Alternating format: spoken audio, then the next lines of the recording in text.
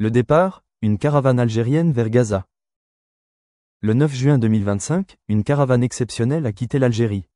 Ce n'est pas une simple initiative locale, ni un projet gouvernemental. C'est un mouvement citoyen massif, spontané, organisé par des associations, des syndicats, des étudiants, des médecins et de simples citoyens. Son nom, Caravane al-Soumou, ce qui signifie « la résilience » en arabe. Depuis Alger, cette caravane a pris la route vers l'est, traversant plusieurs villes, accueillie à chaque étape par des foules enthousiastes. Les participants viennent de toutes les régions du pays. Ils ont pris des congés, investi leurs économies, quitté leur confort pour rouler, jour et nuit, en solidarité avec un peuple martyrisé, les Palestiniens de Gaza. Camions, voitures, bus, certains décorés de drapeaux algériens et palestiniens, d'autres avec des messages comme « Liberté pour Gaza » ou « Ouvrez Rafah ». Ce convoi est devenu rapidement un phénomène régional. L'objectif est clair, se rendre jusqu'au poste frontière de Rafah, entre l'Égypte et la bande de Gaza. Mais le voyage ne s'arrête pas là. La caravane veut faire pression pour que ce passage soit rouvert, afin de permettre l'entrée d'une aide humanitaire, mais surtout briser le mur du silence autour de Gaza. Dans l'esprit des organisateurs, cette initiative s'inscrit dans une logique de désobéissance morale et de solidarité populaire transnationale. Maghrébine, la Tunisie et la Libye rejoignent. Après son départ d'Algérie, la caravane entre en Tunisie, accueillie par des milliers de citoyens à la frontière. Les images de solidarité font rapidement le tour des réseaux sociaux. La caravane prend une ampleur nouvelle. Des dizaines de Tunisiens se joignent au mouvement, des médecins, des jeunes, des professeurs, tous unis par un même cri, Gaza n'est pas seul. À chaque arrêt dans une ville tunisienne, des rassemblements ont lieu, des discours sont prononcés, des prières récitées. Puis vient la Libye, autre étape stratégique. Malgré la situation sécuritaire complexe, les autorités locales facilitent le passage. En Libye aussi, la caravane prend de l'ampleur. Des convois partent de Tripoli, Benghazi, Misrata.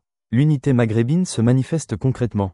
Ce n'est plus seulement une caravane algérienne, c'est une mobilisation régionale, transfrontalière. Cela n'était pas arrivé depuis longtemps. Un élan populaire sincère et massif, au-delà des divisions politiques ou des frontières coloniales. À travers les paysages désertiques et les longues routes du Maghreb, la caravane devient un symbole vivant de la résistance et de la solidarité. Elle porte non seulement des messages, mais aussi des visages, des larmes, des chants, des cris. Chaque kilomètre parcouru est une déclaration de soutien au peuple palestinien. En chemin, elle croise des populations locales qui offrent eau, nourriture, soutien logistique. Le message est clair, Gaza est dans le cœur de tout le Maghreb. D'un côté, il y a la solidarité arabe, la pression populaire, les voix qui s'élèvent dans tout le monde musulman. De l'autre, il y a les engagements sécuritaires avec Israël, les relations avec les puissances occidentales, la crainte de troubles internes. Laisser passer la caravane, c'est envoyer un signal fort. La bloquer, c'est risquer une rupture avec l'opinion arabe. Le sort de la caravane repose donc entre les mains d'un pays central, l'Égypte. Et la décision qu'elle prendra aura des conséquences profondes. Ciel de passage. Le gouvernement égyptien reste silencieux, tandis que la pression augmente. Des milliers de personnes sont attendues au Caire le 12 juin, en provenance de plus de 50 pays. Ensemble, elles veulent marcher vers Rafah les 13, 14 et 15 juin. La caravane algérienne représente le fer de lance de cette mobilisation. Les autorités égyptiennes sont dans une position délicate. D'un côté, il y a la solidarité arabe, la pression populaire, les voix qui s'élèvent dans tout le monde musulman. De l'autre, il y a les engagements sécuritaires avec Israël, les relations avec les puissances occidentales, la crainte de troubles internes. Laisser passer la caravane, c'est envoyer un signal fort. La bloquer, c'est risquer une rupture avec l'opinion arabe. Le sort de la caravane repose donc entre les mains d'un pays central, l'Égypte. Et la décision qu'elle prendra aura des conséquences profondes. Moral fort, ouvrir Rafah et laisser passer un peuple vers un autre peuple. Ce n'est pas une invasion, ce n'est pas une provocation. C'est un cri de vie, un pont humain tendu vers une population abandonnée. La fermeture de Rafah est aujourd'hui le symbole de l'enfermement de Gaza. Et la caravane, en demandant son ouverture, défie directement le système de blocage mis en place depuis des années. L'enjeu est énorme, briser le silence par la présence. L'ONU a tiré la sonnette d'alarme à plusieurs reprises, sans succès. La famine progresse, les épidémies apparaissent. Gaza est littéralement en train de mourir à huis clos. Le siège imposé par Israël, et la complicité du silence international, condamnent les Gazaouis à une survie impossible. Dans ce contexte, la caravane algérienne, et avec elle toute la mobilisation maghrébine, devient une lueur d'espoir. Même sans apporter de tonnes d'aide, elle symbolise une chose essentielle, le monde n'a pas oublié Gaza. Elle rappelle que les peuples arabes, malgré les divisions politiques, restent profondément liés par la cause palestinienne. Chaque image de la caravane, chaque klaxon, chaque slogan scandé sur la route, résonne jusqu'à Gaza. Des vidéos sont parvenues à l'intérieur. Des enfants y répondent par des messages de remerciement, des dessins, des drapeaux levés. La solidarité traverse les murs, même ceux en béton et en silence. Gaza. Elle rappelle que les peuples arabes, malgré les divisions politiques, restent profondément liés par la cause palestinienne. Chaque image de la caravane, chaque klaxon, chaque slogan scandé sur la route, résonne jusqu'à Gaza. Des vidéos sont parvenues à l'intérieur.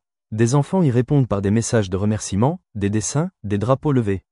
La solidarité traverse les murs, même ceux en béton et en silence. En Europe et en Amérique latine. La caravane n'a pas les moyens d'un État, mais elle a ce que beaucoup ont perdu, la sincérité. Des vidéos montrent des personnes âgées chantant pour la Palestine, des enfants décorant les véhicules, des femmes en hijab criant « Libérez Gaza » depuis les toits de voitures. Ces images touchent, émeuvent, mobilisent. Plusieurs personnalités médiatiques algériennes, tunisiennes, marocaines ou palestiniennes relaient massivement.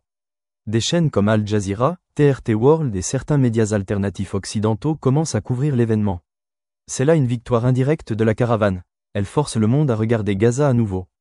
En utilisant les outils numériques à leur portée, les membres de la caravane transforment chaque borne kilométrique en acte de résistance. Ils prouvent que, même sans grandes armes, la vérité et la solidarité peuvent percer le silence imposé par la politique.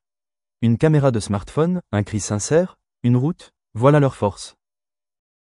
Observe, mais la pression monte. Sur les réseaux, dans les rues, dans les médias alternatifs, la question est désormais ouverte. L'Égypte est-elle encore le frère arabe de la Palestine ?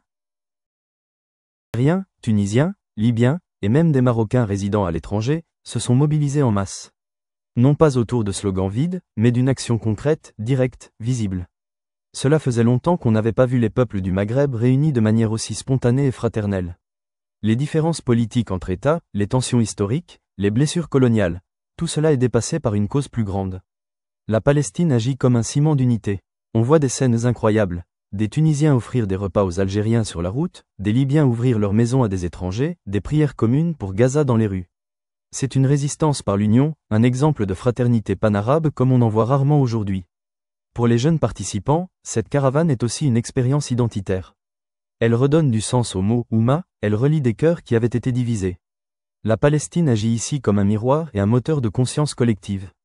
Dans une époque où l'individualisme domine, la caravane rappelle que l'action collective reste puissante. Elle est faite, mais une démonstration de la fermeture du monde face à la justice.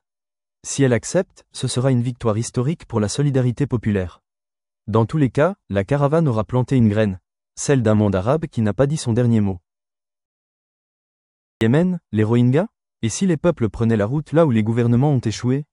Cette action prouve une chose essentielle, le peuple a du pouvoir lorsqu'il s'organise. Avec très peu de moyens, mais une immense volonté, cette caravane a touché le monde. Elle a prouvé qu'il est encore possible de s'unir, de s'indigner, d'agir autrement. Les prochaines semaines seront décisives. Soit elle entre dans Gaza, soit elle est bloquée. Dans les deux cas, elle entre dans l'histoire. Et peut-être qu'un jour, on racontera ce mois de juin 2025 comme le moment où les peuples ont décidé de ne plus rester spectateurs.